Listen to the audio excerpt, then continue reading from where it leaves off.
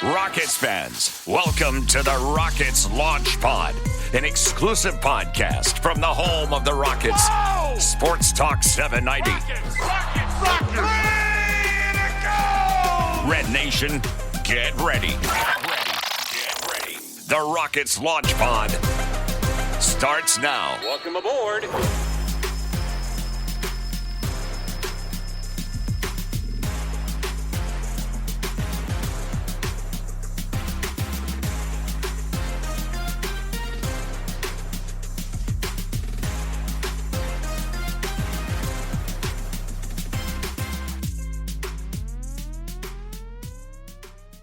Welcome in to another new episode of the Rockets Launch Pod, presented by Clutch Fans and with support from Sports Talk 790, official flagship radio station of your Houston Rockets. I'm DuBose, he's Paulo Alves. It's Tuesday, the 7th of April, and this should be a fun episode because as of our recording time, the Rockets have won 6 straight games, the longest of the season. They are now 49-29, 20 games over 500 for the first time this season. They are within a game of both the number 4 and number 3 seeds in the Western Conference standings, closing in on both the Lakers and the Nuggets. So in terms of having home court advantage in the first round, Rockets are 28-10 at home this season. That's still in play. Perhaps a matchup with the Lakers, who are likely to be missing or having very limited versions of Luka Doncic and Austin Reeves, each of whom suffered a grade 2 soft tissue injury. All of that is very much on the table because the Rockets have finally started stacking wins for the first time this year.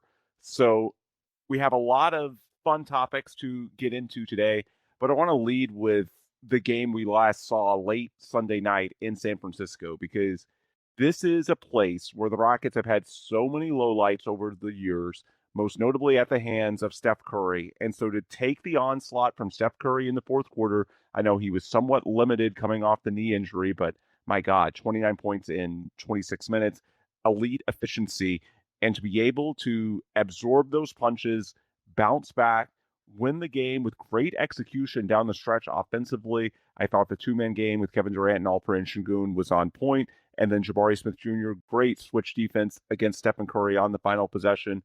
That's a feel-good win. And let's not act like the current 6-game streak is murderer's row. The Rockets have beaten up on some tanking teams in there, but they've also had some encouraging wins. Since we last recorded, they beat the Knicks by almost 20.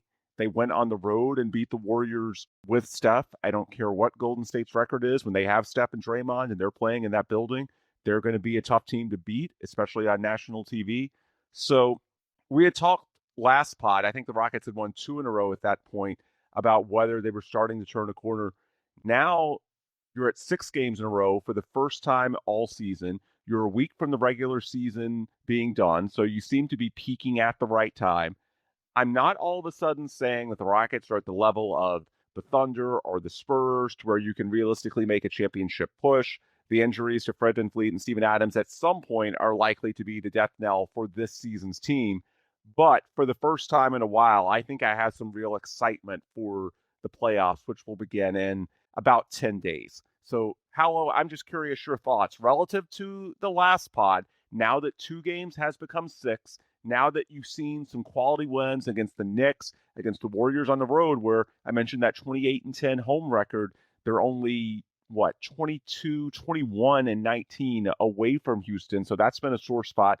Finally got a win that feels like something of a statement, even if the Warriors' record doesn't reflect it. Just relative to when we last talked a week ago, how much better are you feeling about this team, seeing what they did against the Knicks and the Warriors, and also taking care of business against the Jazz? Definitely a lot better than I was last week, or even the pod before that. Obviously, doesn't change, everything that we talked about throughout the season.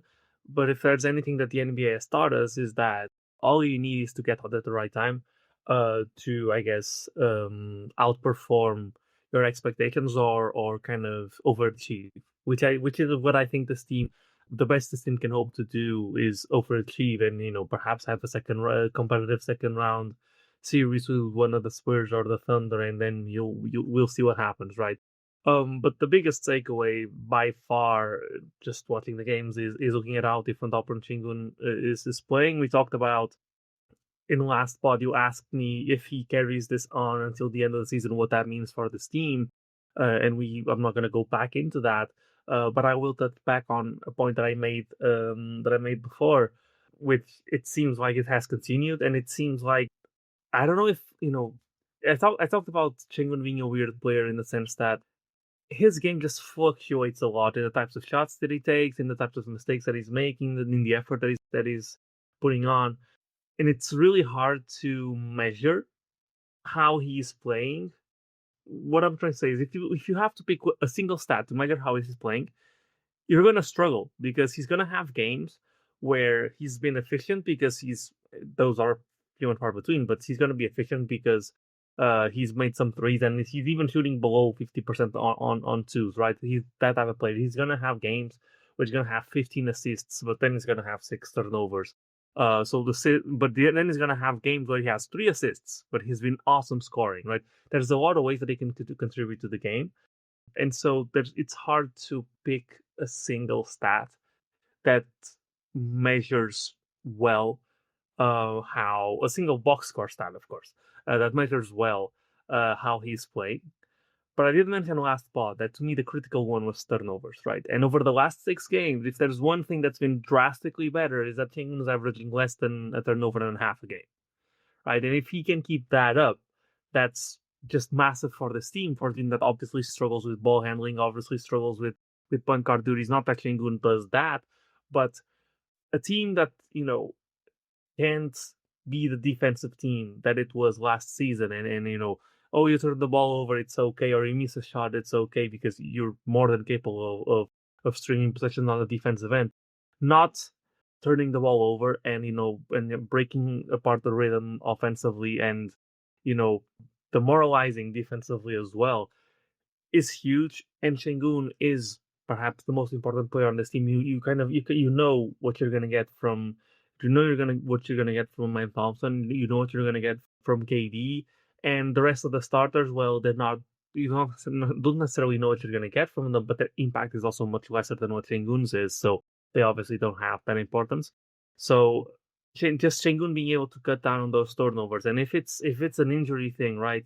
If those 2 games that he took off, since then he's had 1 6 turnover game, and then a couple 3 turnover games, which is a lot lower, and then some no turnover games, some 2s, some 1s. Like that's a massive improvement, and that's the way they can kind of rescue the possession battle, kind of in comparison to what they did before, which was just being an insane offensive rebounding team with Steven Adams. That's another way that you can kind of offset a little bit of those issues.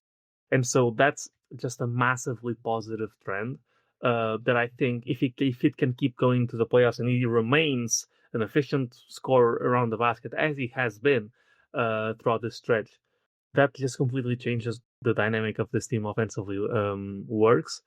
And it removes kind of the hard ceiling that you kind of have with this team, and it's something that is so paradigm changing that it allows you to believe that the sky is the limit going forward. Now you did say, and you were right, that they played some not so great teams, but let's not forget that the not so great teams have plenty of times this season being where the Rockets struggle.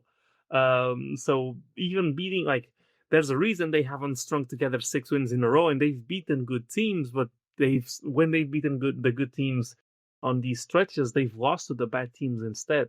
And so beating the bad teams is also an improvement from what we've seen for a long part of the season.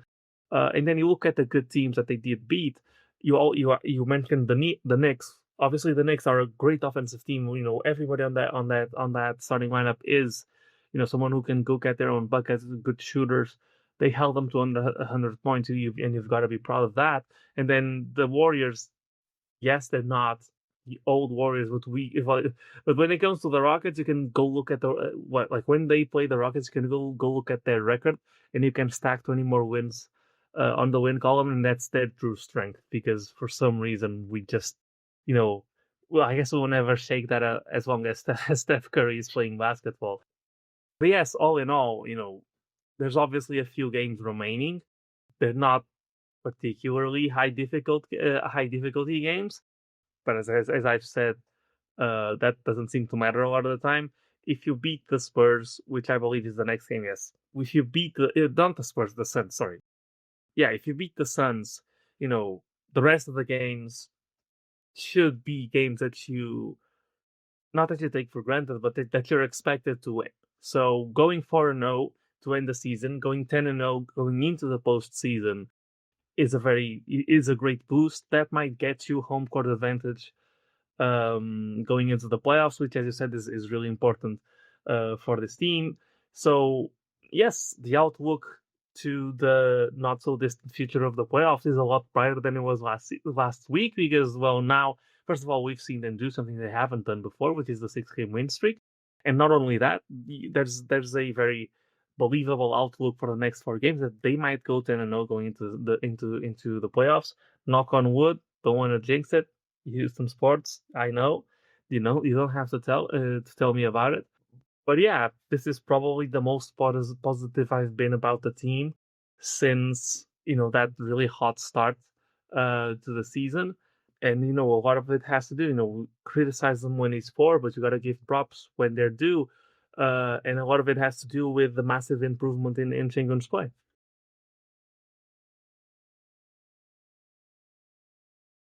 Yeah, and just big picture, there's some round numbers that are coming back into play that I thought might be gone for this team, but they're now 49-29. If they're able to win tonight in Phoenix, extremely late start, 10 p.m. Houston time. So hopefully those of you listening are able to do so before that game starts, and some of this might get outdated. But if the Rockets win that game, that would be their 50th of the year. Bottom line, they're winning 50 games unless they finish the season 0-4. And considering the finale is at home against a Memphis Grizzlies team that's trying to lose, something would have to go catastrophically wrong for the Rockets not to win 50. And it's entirely possible, as you said, they could win out. If they win out, they'll actually exceed last season's win total and get to 53. If they win 3 of 4, which I think is a reasonable bar, they'll meet last season's win total, which as recently as a week ago I didn't think was in play. Now it is. So just symbolically, in terms of whenever we inevitably look back on this season, we hope that eventually the Rockets advance at least a round in the playoffs. And then at that point, there's something tangible you can point to with the Kevin Durant-led version of this team that's clearly better than a year ago. But all of a sudden, it's not that the regular season is going to be the clear step back that I think we all feared in our guts when they last lost, which was that catastrophic game, the Wednesday night one in Minnesota, when they became the first team in modern NBA history to blow a 13-point lead in overtime. And then they had the team meeting before the next game in Memphis, which apparently ironed out some things. So all of a sudden, just big picture, I know the season will still be defined by the playoffs, but the regular season may not fall short of some of those goals that I think we were mostly resigned to accepting a week or so ago. You mentioned Sengun. One other guy that I want to single out off the top is Jabari Smith Jr. Since the All-Star break, he's shooting better than 38% on threes, better than 60% true shooting.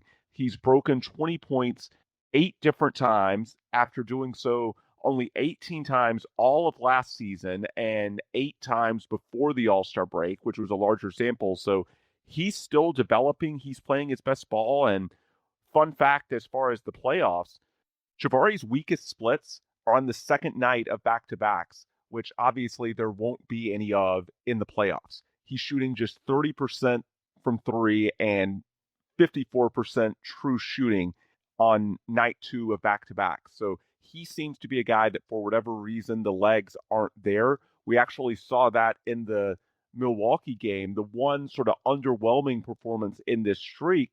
But when you talk to people inside the building, I expected more negativity than I got.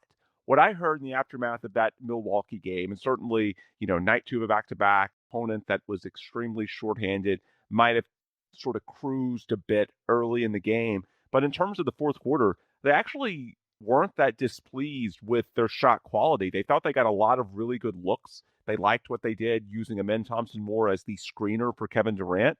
they just missed shots. Jabari had a couple of wide open corner looks that he just missed that night.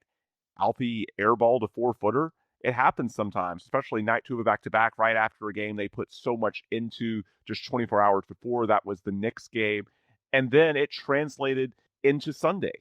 And we saw down the stretch of that game, you can point to the final play that Kevin Durant fed Alperen Sengun for the winning layup. But really, down the stretch of that game, after Steph Curry hit him with that haymaker, they were getting really good looks, Paulo. Like, KD had a walk-in three a little more than 2 minutes left.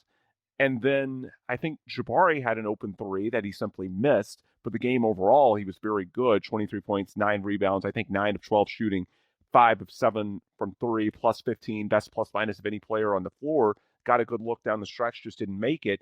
And then before the final Sengun bucket, with about a minute left, he had a 3-point play that put the Rockets up 4 before Steph made his final three that really got the crowd into a frenzy. And yet, Well, go I'm ahead. sorry to interrupt you, but technically, according to Warriors Twitter, that end one actually shouldn't have happened because there should have been a 3-second violation on Sengun.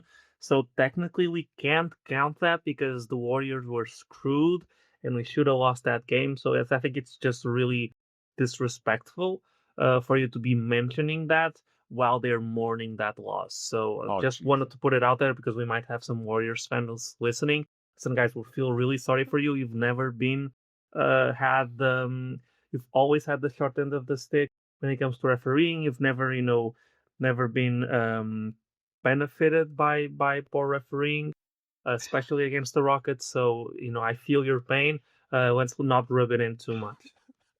Okay, well, whenever they give that 2018 banner to the Rockets, I'll let them have this one. Until they do, then yeah, I'm going to celebrate it, even if they allegedly got the short end of the stick on the 3-second violation, which, by the way, those rarely get called in high leverage situations. But the point is, the Rockets generated really good offense on multiple possessions late in that game. And the previous game that was closed was that Milwaukee game at home, and nobody wanted to really talk about it because the Bucks have only 7 or 8 healthy players. There's no Giannis. So you don't want to say in the aftermath of a game that you only win by 6, 8 points, whatever it was, at home against whatever's left of the Bucks, that, oh, this is something that you can hang your hat on. But internally, they felt like that, at least in terms of late game offense, which has been the bugaboo for this team for most of this season, that they got better looks. And it did extend into Sunday, even with the Warriors and Steph Curry hitting them with so many haymakers. They didn't get rattled. They went out, they handled their business, and ultimately they got the win. Now, kudos to Jabari for also getting the stop against Steph Curry. I thought his defense on that switch was fantastic. But I thought in terms of the offensive end of the equation, which has been so troublesome for the Rockets this year, there's a really good article from Will Guillory of The Athletic that he wrote after that Golden State game, and I'm going to read a passage. As recently as their losses to the Lakers on the 16th of March and the Timberwolves on the 25th, the Rockets were still floundering late in games, incapable of finding the right counters when teams trapped Durant. After the coaching staff made a few tweaks to the offense and put a greater emphasis on off-ball movement and spacing, Houston is suddenly carving teams up. The increased confidence on offense couldn't have come at a better time with the start of the playoffs less than 2 weeks away. We kind of changed the offense a little bit, Sengun said. We moved the ball more, playing with the flash actions and all that. It helps everybody. The ball touches everybody's hands, and that's why I think we're winning lately, playing good basketball. We're already a good defensive team. When we solve the problems with the offense, I think we're really a great team. It was also fitting the final play on Sunday involved Durant and Sengun playing off each other in a crucial moment. Their unselfish play has fueled the offensive resurgence, and they're well aware that for this team to make noise in the playoffs, they have to be the driving force. And that brings me to Reed Shepherd, because when we talk about initiating offense through players other than Durant and Sengun, and earlier in the article, Guillory makes the case, and I think he's right, that the Rockets' offense had gotten very predictable, leaning too much on Kevin Durant and Alperen Sengun late in games. No Fred VanVleet as the point guard.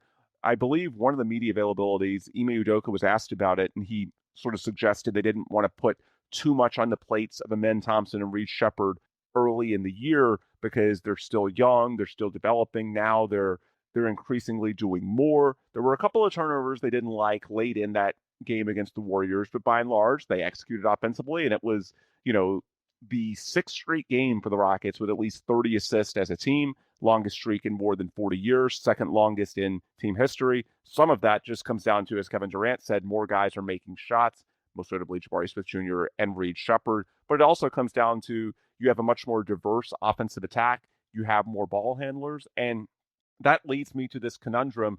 We framed it in the past of a debate about the starting lineup, and it's still to be determined whether they start with Reed Shepherd, Tari Eason, who's been continually hot or cold depending on the game, or just go completely off the wall and pick someone like Aaron Holiday, Josh Okogie, Jae'Sean Tate.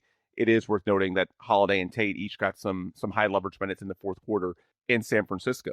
But to me, we should be framing it more about the closing lineup because that's been the issue for this team all season long. Really, it doesn't matter who's sopping up those minutes early in the first and third quarters. It's who's on the court in winning time. And so there's a very delicate balance there in that when the Rockets have multiple ball handlers on the floor, it's not that Reed's the full-blown point guard, but when you have two guys, not just a men and Reed that can handle the ball, that can initiate, that can make plays out of the 4-on-3 scenarios if KD or Sengun get trapped or doubled, that makes the overall offense far more diverse. It makes them much more able to sort of cure the ills that have haunted them all season long in those scenarios on offense. But there's the defensive trade-off, and we've talked about that in the past. And that's why I think, down the stretch of the fourth quarter in Golden State, there were high leverage minutes with Aaron Holiday. There were a few with Jae'Sean Tate as the fifth guy among the top four of KD, Amen, Sengun, and Jabari. And then they put Reed on the court for the final possession, which worked really well. Warriors slightly slow to rotate because of Reed as a shooter. And even if they had rotated a little bit more, Reed was actually open in the corner. And so that would have been a fantastic look for the Rockets for that final shot if they had needed that. And then it's funny, the Warriors didn't call timeout because Steve Kerr and Steph Curry both admitted it after the game. They didn't want to let the Rockets make defensive subs, meaning take Reed and Sengun off the floor. So they tried to initiate an action, but Pods was sort of lost. Ideally, you would have brought Pods out to set a second screen after Draymond, and that could have brought Sengun into the action. As it was, the Warriors seemed a little discombobulated, and the only two defenders near Steph were Amen and Jabari, and the Rockets loved that, and Jabari contested without fouling, and the rest is history.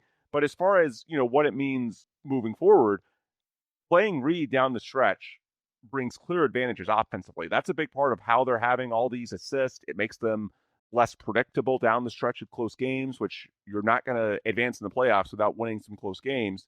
Yet there is the trade-off defensively to consider. So I'm just curious, Paulo, your thoughts on Reed. We talked about this last week, so I'm not going to frame it so much around the question of should Reed start, should he come off the bench, but if you're Ime Udoka, how would you play those closing lineups, trying to balance, the advantages offensively when you have multiple ball handlers versus the potential trade-off to your identity on defense?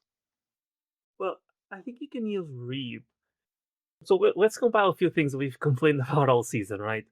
We've complained about the volume of threes that we've been taking, right? And how you're losing the math. We've complained about the defense, of course.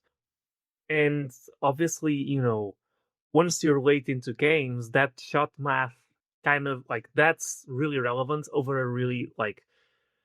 a high volume, right? You start losing the shot math. But when you're late in games, right, when you're possession by possession, it becomes more granular and it matters less because the volume is less, so the sample is not gonna even out, right? So you could theoretically try to get the best of both worlds. So you run Reed, right? If you believe Reed, and I think that's pretty that's pretty widespread.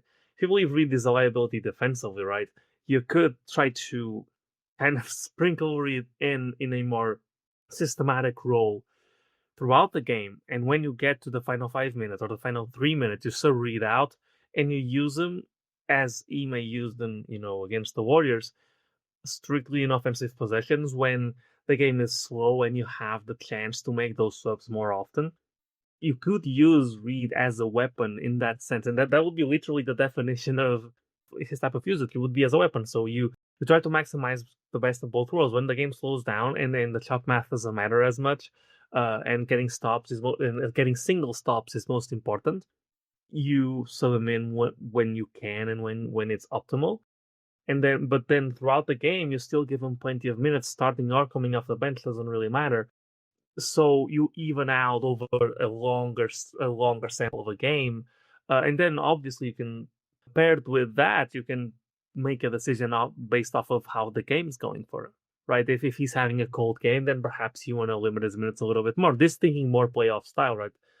You play Aaron Holiday, who's a little bit less of a liability on defense, but in any way that you do use him, like if you do use this type of management strategy, right?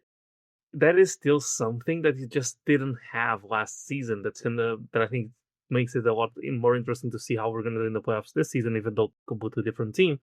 But the fact that you do have someone who you can kind of make significant adjustments with and change a little bit of what you're throwing at the other team, because last season obviously we are kind of trying to do the same thing, kind of ramming into a wall, trying to break it down, and eventually it didn't break down. We ended up losing to the Warriors.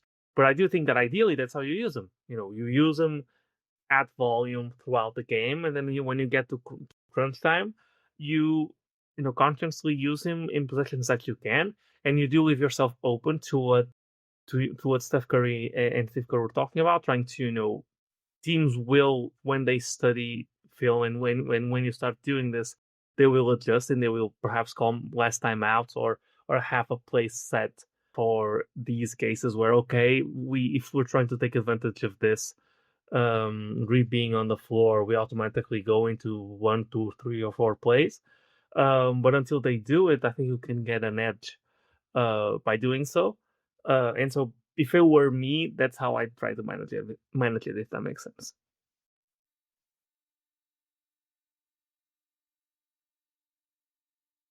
Yeah, and we should point out that in terms of, defense and offensive subs, one weapon for the Rockets, I wrote a story for Rockets Wire last week. Someone at Forbes, I'm blanking, Matt Issa, I believe is his name, compiled the data, but the Rockets under Ime Udoka have by far the best efficiency on ATO plays this year after timeouts. So they do a good job when they can strategize in that puddle of getting a good initial action. So if the Rockets are diligent in saving their timeouts, which I think some people at times get on Ime Udoka for not calling timeouts as aggressively as they would like, but I think this is part of the thinking is that it gives them more options late in games. Sometimes they overdo it, as we saw late in the Miami game when they should have called a timeout before the Tari Eason turnover. But I think they want those timeouts in their back pocket so they can use them late in games. That makes it easier to get Reed back out there.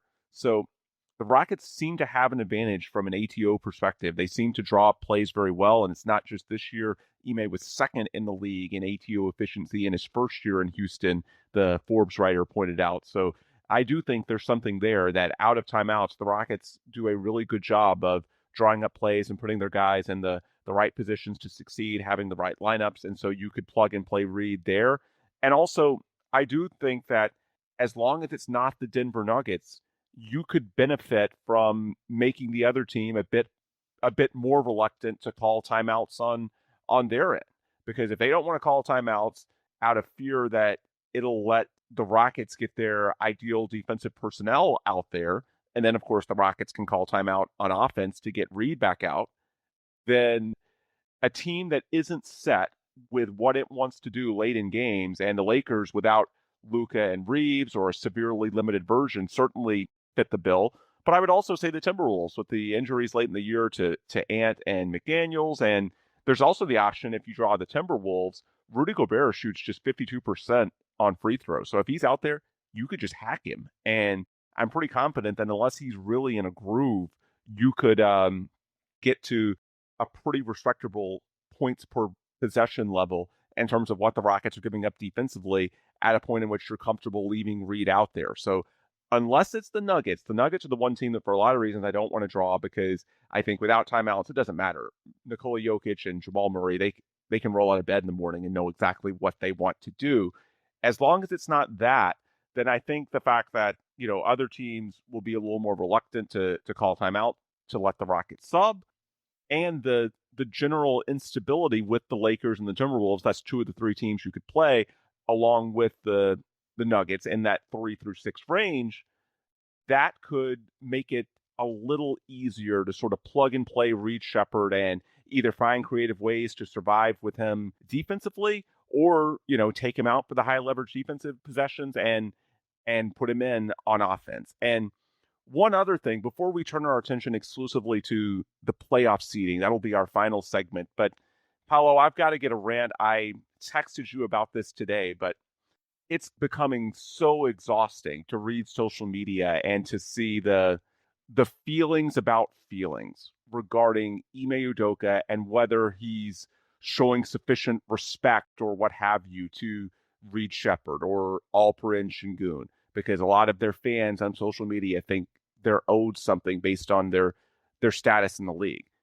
My initial response to that would be, you won the game. Celebrate it. Alperen Sengun just hit a buzzer beater, well, almost a buzzer beater, hit a game-winning shot on the road against a really good team. I know the Warriors' record doesn't show it, but in that environment, that's a really good win. So I don't know why we're even talking about this, clip that went viral where Ime pulled him after an ill-advised three with about 5 minutes left in the fourth quarter, sat him down for a minute. And one of the reasons the Rockets are increasingly confident that they can get good looks out of their late game offense. So yeah, if there's a bad three taken and it's not late in the shot clock, then yeah, Ime is going to be a little miffed, and I understand why. But I'm just getting so tired of the constant referendums based on, a 5-second out of context clip that goes viral or something that's said or isn't said in a post-game press conference. First off, nobody's owed anything. Every minute has to be earned on this team, other than, maybe there are some exceptions for Kevin Durant as a 16-time All-Star, All-NBA level player. But other than Kevin, with the young guys, they all have to earn their keep. That's part of the culture that you're trying to build. That's why it's different than smiling Steven Silas back in the day. It's different with Ime Udoka. This was what the Rockets signed up for. And secondly, I don't know why we as outsiders are even trying to ascribe how Alperen Sengun or Reed Shepherd or any other young guy should feel. Does Ime Udoka believe in them enough? Is he showing them enough respect? Here's an idea. Ask them. That same Will Guillory story that I referenced cited an anecdote from the locker room in which I'll read it rather than paraphrase. Trust has been key to Houston's recent success. Durant, in particular, needs to keep showing trust in Sengun and his teammates. Suddenly, all the chatter about vibes and body language during some of this team's lowest moments has gone quiet. It's been all smiles lately. Udoka, who usually moves with a stoic demeanor, couldn't help but crack a smile himself once Sengun informed him in the locker room postgame that the 30-assist streak was not over. Then he thought again. Should have had 31, Udoka cracked before leaving the room. The backstory there is the Rockets initially were told they were at 29 assists. The box score was later adjusted to show 30, so the streak is still alive. But when they were at 29, they were a little miffed because it would have been 30 had Amen not fumbled a clear layup midway through the fourth quarter, which could have been quite harmful had they lost that game. Fortunately, they didn't. But the nugget in there, so it's so laid back, the vibe between Ime and Alpi, that Alpi's the one informing Ime in the locker room postgame that, hey, the 30-assist streak, it's still alive. Yet if you read social media, you would think that Alpi should be curled up in a ball crying over unfair treatment. Here's the thing. Be deferential to the people involved. It's not our jobs, nor should it be, to decide how they should feel. It's the same logic as the alleged Kevin Durant burner comments. Yeah, we can all think what we might do if we're in that situation, but the reality, you have to have the awareness to understand we have about 5% of the context. These clips that go viral, these post-game press conferences, which, by the way, a lot of what you see and hear at these press conferences is strategic PR spin. It's not necessarily what the people involved think. But even if you take it all as gospel, it's maybe 5%. It's a surface-level attempt at transparency to tell fans what the thought process is from the key players and coaches involved. It's about 5% of what's actually happening on a day-to-day basis inside the building. So why would someone like Alperen Sengun or Reed Shepherd or any other player or coach that's inside the building and has 99% of the story care about this 5% or less snippet that's told to the public, often for strategic PR purposes? It is a non story. Now, I'm not going to say they can't be upset if Alperen Sengun truly believes that he's being handled unfairly or Reed Shepherd does, then sure. Like, if they're upset by how they're handled by Ime or the KD alleged burner comments or any issue, then yeah, we should be deferential and understanding to them. We haven't walked a mile in their shoes, but it's not our job to tell them how they should feel when we have 5% of the data at most. When I say data, I mean what the interactions are like on a day-to-day basis. What's normal, what's in play, what's out of bounds, so to speak. We have such a small portion of the overall picture. It's just absolutely silly to me. I think it's a classic stan culture thing that this is blowing up on social media. To me, it's just unless Reed or Sengun or Jabari, if you want to tie in the KD burner comments, if one of those guys wants to say that their feelings are hurt and they don't think something is fair, then yeah, at that point it's a story. But to me, I'm just watching these guys, how they interact. As Will Guillory writes in a story, it's all smiles lately. And so I can't even begin to care about that. Paulo, I'm curious your thoughts because I did see you quote tweet the Ime Udoka Sengun frustration moment where he pulled him for a minute and said something under his breath about the three that Sengun took early in the shot clock. I'm just curious your thoughts on the firestorm that's created on some corners of social media. Yeah, to me it was just so expected, right? Like, I saw the clip. I didn't notice this. I saw the clip. I was like, yeah, of course this is gonna just run wild because everybody's looking for anything to throw at Ime Udoka because he's been made the scapegoat for an underwhelming season because he's not an offensive coach and the team doesn't necessarily play stifling defense at this moment. So I understand some of the concerns, right?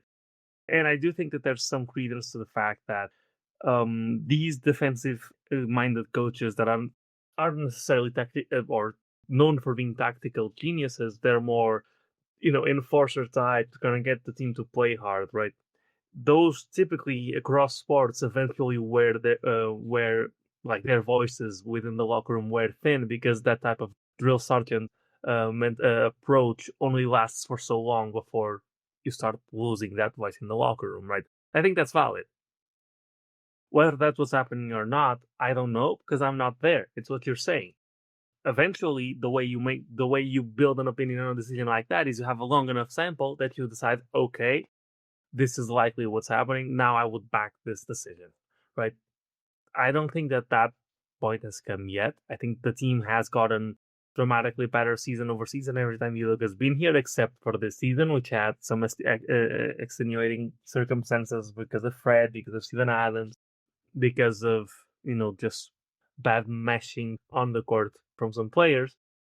But specifically towards Alpi, that doesn't kind of jive with what we've heard from Alpi before. Because when Ime came in, one of the first things Alpi said in an interview was like, "I'm someone who likes to get coached like hard. I'm someone who sometimes needs to be put in check. I'm someone who needs to be motivated." And the way he's motivated is by having a drill sergeant, and he said that that's the type of coaching that he likes. So when you get that, I struggle to understand how you were praising Sengun back then for wanting that, and now he's getting that, and he's been getting that for a long time, and now you're really mad about it because of some preconceived notion of respect. Like, Sengun's a 23-year-old, fifth-year player. He is a two-time All-Star. Listen, if you've been around the NBA a long enough time, you know that's nothing. Like, the people that demand that type of respect are 10-year vets, or guys that have won championships. You don't see that type of talk about players more accomplished than Sengun, right? If Chris Finch goes drill sergeant mode on Anthony Edwards, there's not gonna be talk of disrespect Because even though Ant's a great player and has achieved more than Sengun has, he's not KD, he's not Steph, he's not LeBron, he's not, one of these guys that is like widely regarded. Like, no, these guys are still young, right? So that level of respect, even though it's kind of bullshit even for the older guys, because you should be held to the same standard, and if you're not playing up to that standard, you should be yelled at. That's part of sports. Like anybody who's ever played sports knows people are competitive, tensions get high. The job of the coach is to, if he feels that you're making a bad decision that you've done a lot, over and over, that it should be yelled at for there. And sometimes the yelling is unfair, but that's sports. You're not thinking with all of your brain the entire time. There's emotion to it. There's competitiveness to it. Not everybody is able to control everything at every single moment, even if it were a mistake, which I don't believe it was. And like we can talk about the incident in specific or the episode in specific was because Sengun shot a wide open 3 when he was dominating in the paint. If you want to close your eyes and say, oh, next time he pump fakes going to be because of Ime Udoka, I can counter you very easily with Sengun taking a wide open 3 is not a one-step decision. It's not, oh, if he's wide open, he's got to take it every single time. No, if he's cooking inside and he can reliably get to the paint, that is still a better shot than a wide open 3, right? If you want the team to be competitive right now, unless you're making the case that you don't, and you want to take the 3 for educational, I guess, or for educational or for development purposes, sure. But then you've got to change your tune about some other questions as well, or some other matters as well. Yeah. So it's just, this is who Ime Udoka is. This is why what Ime Udoka was hired to do, and this is what Sengun wants, and has publicly said that he has wanted. The respect thing doesn't matter for Sengun, or for even less so for Reed Shepard. That one I won't even touch on. That's not a thing. Then you gotta add on to it, this is sports, right? And it's not a just America type of thing. Sports are the same way in Europe, sometimes even worse. So it was just so predictable that that's what was going to happen the moment that clip started circulating, and it has nothing to do with people analyzing the actual situation. It has everything to do with a lot of people having already made their mind up that they support Sengun and that they don't support Ime Udoka. So anything that comes and puts those two in the same situation together is going to be vastly lopsided towards one side, because people have already made their mind up, right?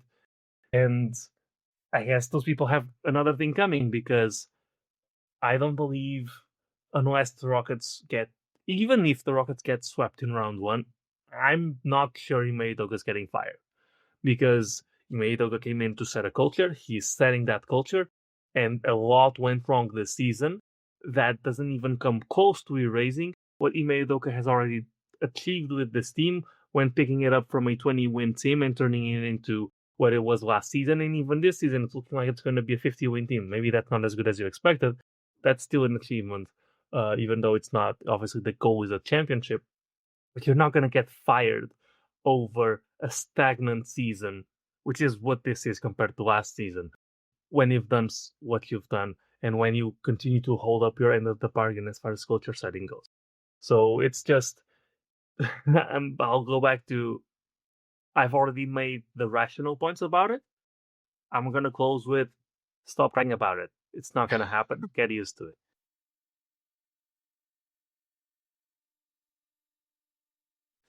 Yeah, Ime's not going anywhere. And your points on drill sergeant coaches are well taken, but what I would say to that, there is no reason, if you are a fan of this team, to rush to that outcome. They've won 50 plus games. Well, they haven't yet, but I feel confident they are going to win 50 plus games in consecutive seasons in a tough Western Conference. There are clearly a lot of things going right. And unless you're seeing red flags that, just from a chemistry standpoint, morale standpoint, from a player and personal development standpoint, that something is wrong, I don't know why, if you are a fan of this team, that you would rush to the conclusion that you need to hit the restart button and begin anew next year or a year from now, whatever it may be. It's different if your primary motivation is to see a player get positive headlines, and that's why I bring up stan culture. These clips that go viral can, at least on social media, be currency for slander. And so if your primary motivation is good PR for a certain young player, then I can understand how that might rub you the wrong way. But if your primary motivation is success for the Houston Rockets, unless you were seeing signs that it's to the detriment of the team, I don't know why you would jump to that conclusion, especially when the evidence points to the complete opposite conclusion. Pretty much every young player on this team, other than Tari Eason, and Tari's in his own bucket, style of play, injury risk, but most notably his unique contractual situation heading into this season and this summer when he'll be a restricted free agent. And even Tari down the home stretch, it's been, hot and cold. It hasn't been all bad. Just look back to the Knicks game when he started for matchup reasons and was a clear difference maker. Even Tari, it hasn't been all bad, but generally speaking, it's been a little bit of a downward trend since about the All-Star break. But the other four young guys, which in the grand scheme, what's more important than even Kevin Durant is your young core continuing to improve. Down the home stretches this year, they are playing great basketball. I mentioned Jabari's numbers since the All-Star break. He's been great, continues to be Mr. Reliable. Sengun, you talked about him earlier. Reed Shepherd is playing so well that some folks are having aneurysms at the thought of him not starting or not closing. So all three of those guys have played better. And then there's a stat I wanted to cite from Tim Legler's All-NBA podcast. Amen Thompson's drives have been super effective lately. The Rockets are getting 1.23 points per direct drive from Amen since the All-Star break, the fourth best mark in the entire league among the 50 players with the most total drives. That's up from 1.05 on direct drives prior to the All-Star break. 1.05 to 1.23. That's a pretty good bump. And whatever you think of Amen Thompson, the point guard, by the way, Fred VanVleet is not too far off from returning. Even if it's not this year, he'll certainly be back when the Rockets resume play in training camp in September. So there aren't too many games left without Fred VanVleet, even if he does not return by the playoffs, and that still hasn't been entirely ruled out. Whatever you think of Amen Thompson, the point guard, he does have on-ball skills. He can generate advantages. He can take advantage of when defenses are shading too many resources to Durant and Sengun. And on-ball Amen, regardless of what you think of point guard Amen, on-ball Amen is at least a component of that, has been getting better. It has improved. And so when you combine that with the clear growth that we've talked about with Sengun and Jabari, that is evident with Reed simply because even talking about him coming off the bench or not closing a game sends so many in this fan base into shock. I mean, that's 4 of your 5 most important young players who are clearly in a better spot to end this season than they were at the start. Like, isn't that the point? I guess, as you said, Paulo, you did enter this season with at least, hopes of contending for a championship. So I don't know if there's any evidence to suggest that the Rockets can realistically challenge the Thunder or the Spurs at this point. But besides winning a championship, in terms of, the big picture, which is about not just the KD years, but the development of the young core, they are improving. And Ime Udoka at a macro level deserves a lot of credit for that. And so if the young players are getting better and they're not complaining and they seem happy, then why should I leap to this worst case conclusion about, the leadership, the culture, whatever Ime Udoka is building? It doesn't jive with the evidence, and it also doesn't jive with what's in the best interest of the Rockets. Because if you believe that, I think the organization would probably have to take a little bit of a step back, at least in terms of, development. You'd have to restart with a new coach, a new system, all those things. So the only logical reason I can think of to believe some of the narratives that are out there is if your primary motivation isn't the Rockets winning games, but it's good PR for a player or two of your choosing. And that's the distinction, to each their own. But if you are a fan of the Rockets, which I hope most people listening to this pod are, there's a lot more to like than dislike with Ime Udoka, at least the last few weeks. And finally, the last point I wanted to get to on Ime, people love to throw out this buzzword of accountability and the idea that he doesn't take any, that he throws his players under the bus. I mentioned on either our last pod or the one right before it, I can tell you one example of accountability that he 100% took. And it wasn't said at the post-game podium, but it was said to the team. The end of that Miami game before the Amin buzzer beater, he should have called timeout. Ime acknowledged that a timeout should have been called before the bad turnover by Tari that nearly cost them the game, and he didn't do it. Maybe he was trying to save the timeouts in case they needed them later to get, Reed back in, the discussion we were having earlier. I don't know. But regardless, Ime took accountability to the team. Whatever he did in that incredibly small sample of a 5-minute post-game press conference, if you're inside the building and you are part of those conversations that are happening every day in the locker room, within the practice court, why would you care about this 5% subset? Yes, it's a big deal to us because 5% is better than 0%. But if you are one of the people actually involved and you have close to 100% of the information as far as what's actually being said and not being said behind the scenes, why would you care when you have way more information? Now, I'm not saying that because I have this one anecdote that this proves that Ime all the time is holding himself accountable. Maybe he's not. I don't know. I'm not behind the scenes to that level. I can't tell you what's being said in, meetings behind closed doors. But what I will say is you can at least wait for indications to emerge that Ime isn't doing that. And I have not heard or seen any media report. Someone listening can correct me if I'm wrong, but I have not seen any indication that Ime is viewed within the organization by his players, by his fellow coaches as selfish, as not holding himself accountable. If there are stories to that point, then sure, let's have a conversation about that when it comes out. But right now, all indications are Ime Udoka is liked by his fellow coaches, he's liked by his players, he's liked by people in the organization. So why am I going to leap to a worst case conclusion based on cherry picking data points from what amounts to maybe 5% of the information at most? It just doesn't make sense. I get the frustrations. It's been a long year, but if you actually care about the success of this basketball team, I think it behooves you to keep an open mind.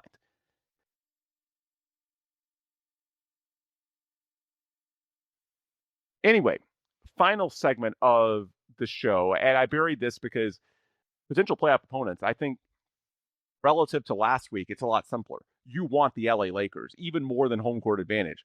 Without Luka, without Austin Reeves, and even if I know they're going to Europe for some experimental treatment, but even if they do come back, I think it'd be something analogous to whatever year it was that Harden with the Brooklyn Nets came back from a grade 2 hamstring in, 10 days or so and was a shell of himself.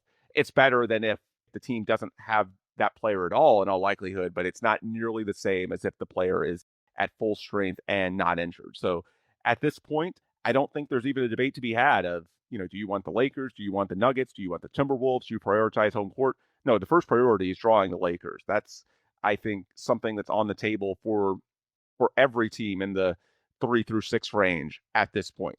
So that question is boring. I guess what I want to spend this short segment, we don't have to go deep because we're almost an hour in, but in terms of what's actually likely to happen, maybe I'm wearing rose-colored glasses, but I think the Rockets are actually going to get the Lakers because the way the incentives line up. So the Thunder, assuming they take care of business their next couple of games and they play against the Lakers on Tuesday night, the Thunder are going to have the 1 seed clinched by the final weekend. And the Spurs, thus, are going to be locked into the 2 seed. The Nuggets, the reason some of the models say that the Lakers are still likely to hold on to the 3, number one, they're not factoring in the recent injuries to Luka and Reeves, their 2 leading scorers. And secondly, Denver's schedule on paper looks really difficult.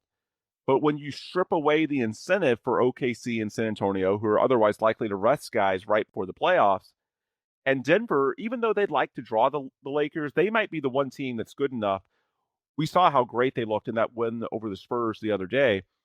I think Denver would prefer to be on the Spurs side of the bracket, which they would be if they're the 3, than the OKC side of the bracket, which they would be if they're on that 4-5 line.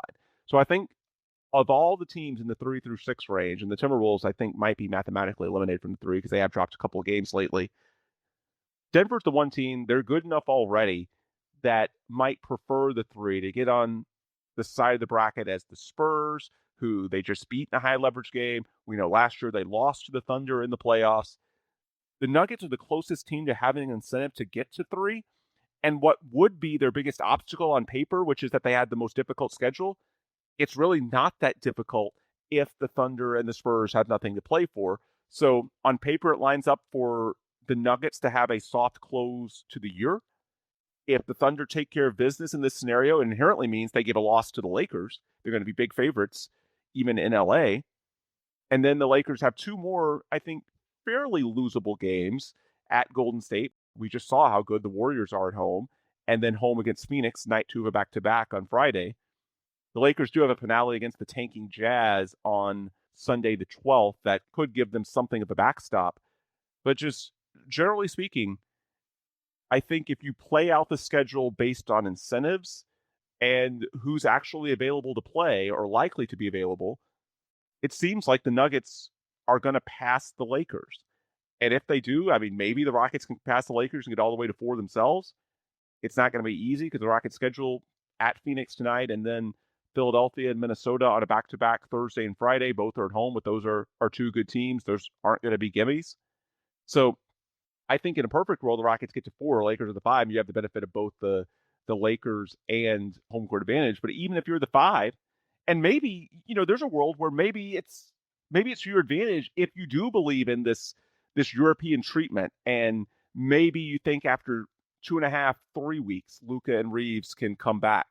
Well, then in that scenario, it might actually be better to get the 2 games in LA out of the way to start the series when those guys aren't available or are very limited.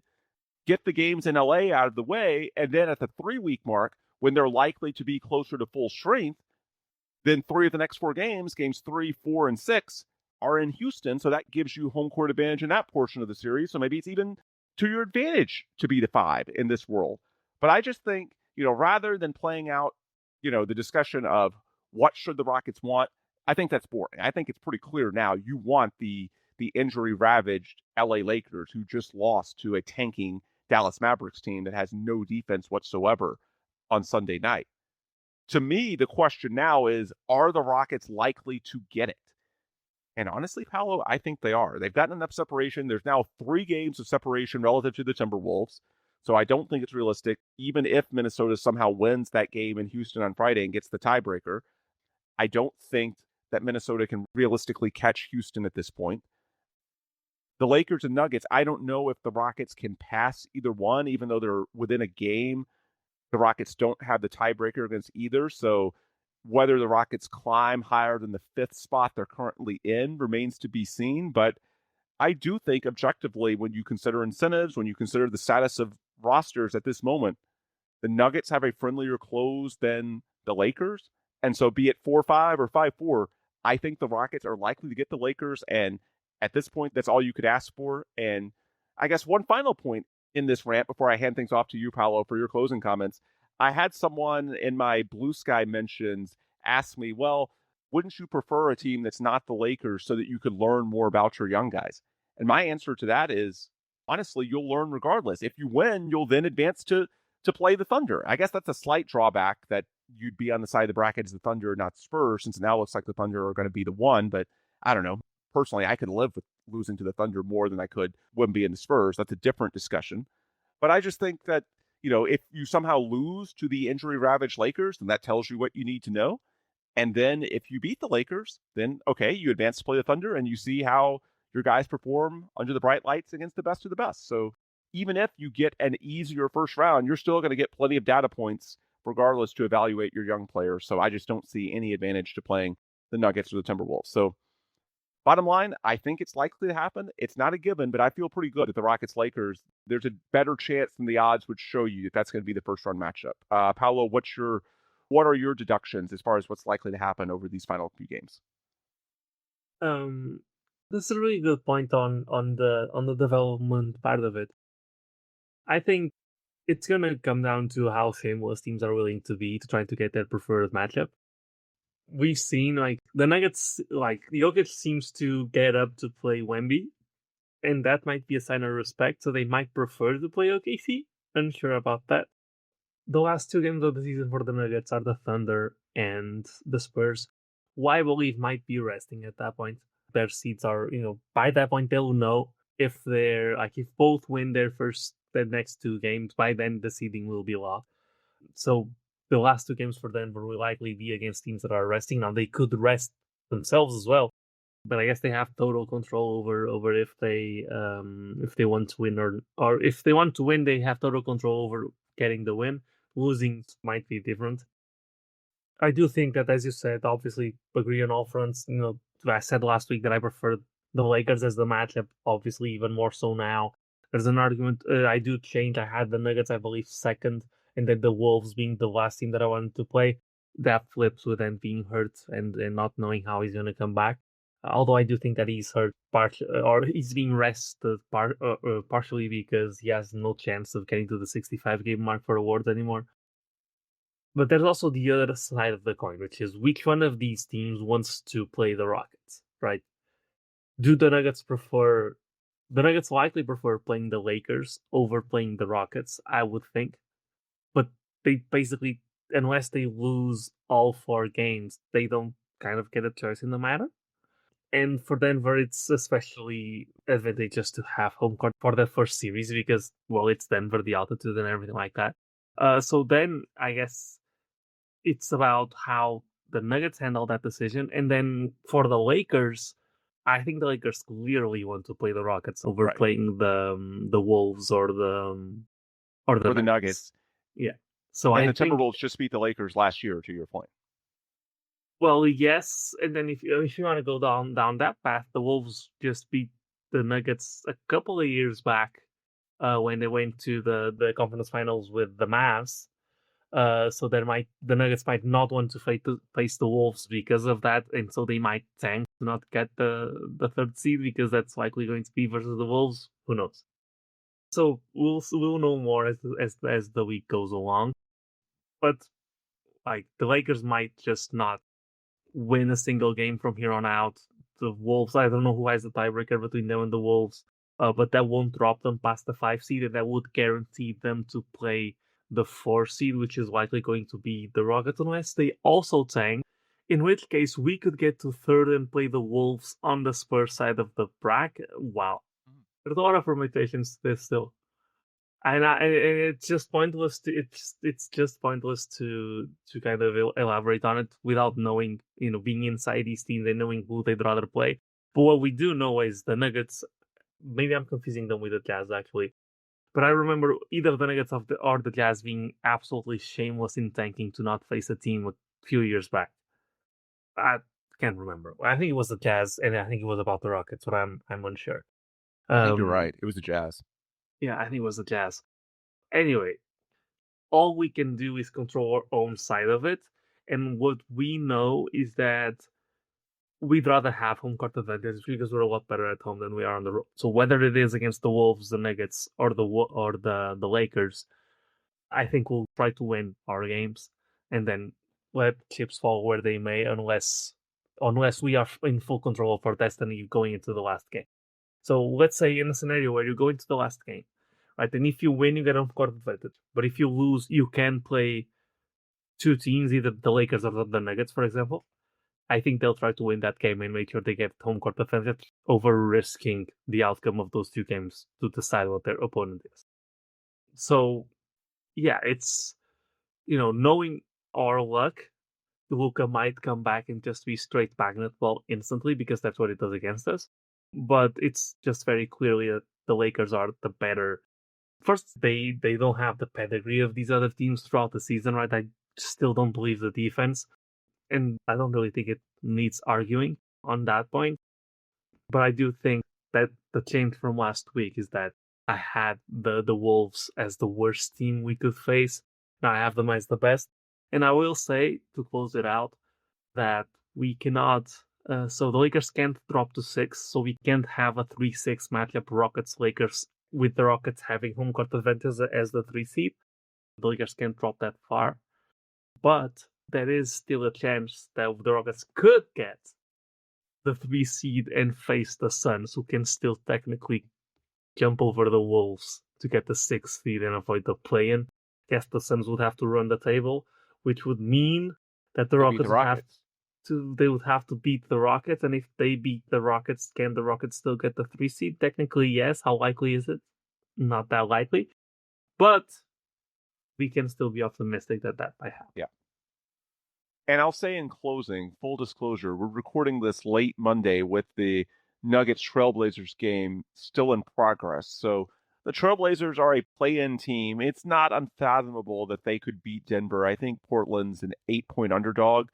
But even if Portland somehow wins this game tonight and they're on the road and an underdog, I still think that unless there are tanking considerations at play, to your point, the Nuggets are likely, regardless, whether they're tied with the Lakers in the loss column entering tonight. They're both at 28 losses. But even if Denver is one back, Denver's final 3 games at home against the tanking Grizzlies, and then the Thunder and Spurs with nothing to play for, and so likely to rest all of their big guns. I think unless there's some extracurricular decisions being made in terms of tanking, the Nuggets are likely to go 3-0 to close the season, regardless of their result against the Trailblazers, which they're favored in.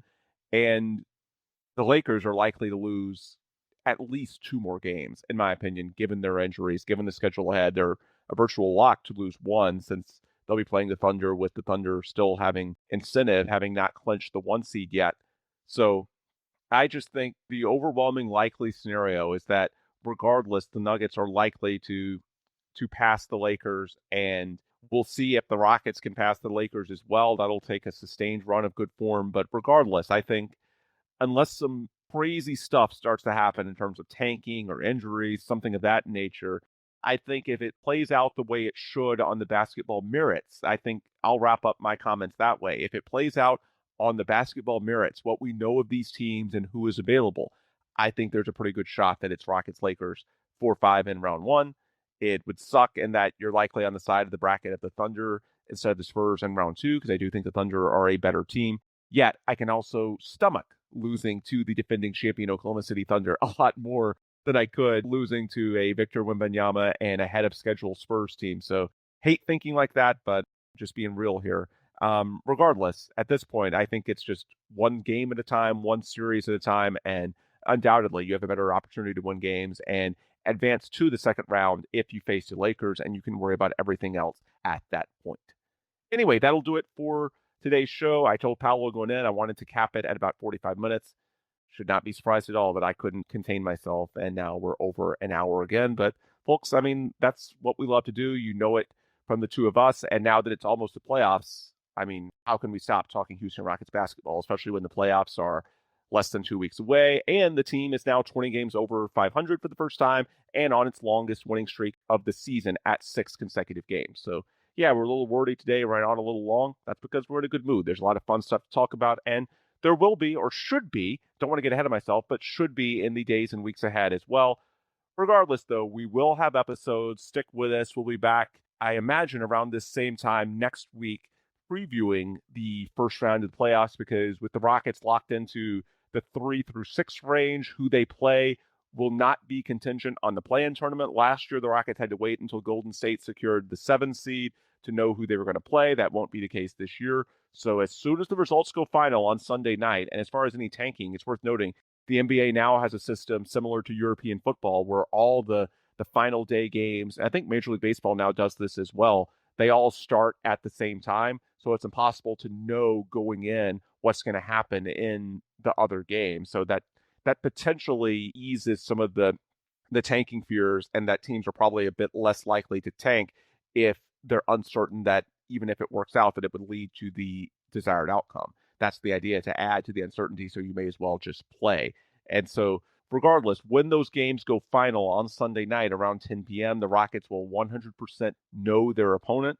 And so I imagine around this same time next week, Monday or Tuesday, we'll start breaking down how the Rockets match up against the Lakers, the Nuggets, the Timberwolves, or to your point, Paulo, a very, very small chance of the Phoenix Suns. It would take a crazy amount of stuff happening, but I guess you can't entirely rule it out at this stage. Anyway, for now, this is where we'll break. And if you want more content from us before the next show, best place to get it is on social media.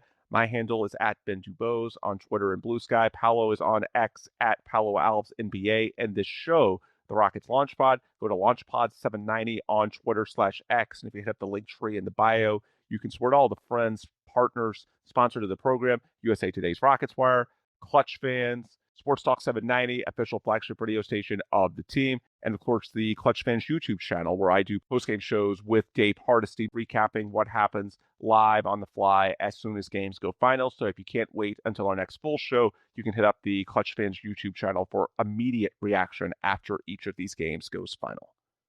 All right, with those plugs complete, I'll finally adjourn for tonight. For Paulo, Alves, I'm Ben DuBose. As always, we appreciate you so much for listening, and please come back soon for more new episodes of the Rockets Launch Pod. Go Rockets.